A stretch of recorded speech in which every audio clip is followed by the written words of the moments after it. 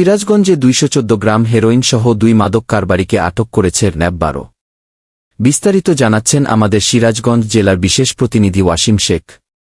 সিরাজগঞ্জ সলঙ্গা থানার রামারচর রয়্যাল রূপালী হাইওয়ে রেস্টুরেন্টের সামনে ২১৪ গ্রাম হেরোইন সহ ২ জন মাদক কারবারিকে গ্রেফতার করেছে র্যাব ১২। বুধবার ২৫ সেপ্টেম্বর সকালে লিখিত এক প্রেস বিজ্ঞপ্তিতে বিষয়টি জানিয়েছেন র্যাব ১২ কমান্ডার বিএন ও সদর company commander lieutenant M Abul Hashem সবুজ।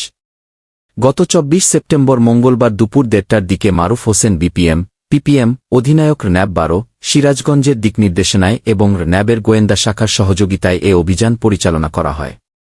গ্রেফতারকৃতরা হলেন চাঁপাইনবাবগঞ্জ সদর উপজেলার রোডপাড়া গ্রামের মৃত আব্দুস সাত্তারের পুত্র মজিবুর রহমান, বয়স ৫৫ ও বাতানপাড়া গ্রামের মৃত ইমরান হোসেনের পুত্র আলম হোসেন, বয়স ৪৫। প্রাথমিক জিজ্ঞাসাবাদে জানা যায় যে, আসামিরা দীর্ঘদিন যাবৎ লোকচক্ষুর আড়ালে সিরাজগঞ্জ জেলাসহ দেশের বিভিন্ন জেলায় তাদের ব্যবহৃত মোবাইল ফোনে যোগাযোগের মাধ্যমে হেরোইন ক্রয়-বিক্রয় করে আসছিল। গ্রেফতারকৃত আসামিদের বিরুদ্ধে সলঙ্গা থানায় ২০১৮ সালের মাদকদ্রব্য নিয়ন্ত্রণ আইনে একটি মামলা রুজু করা হয়েছে। Habib Wahid, smart news for you.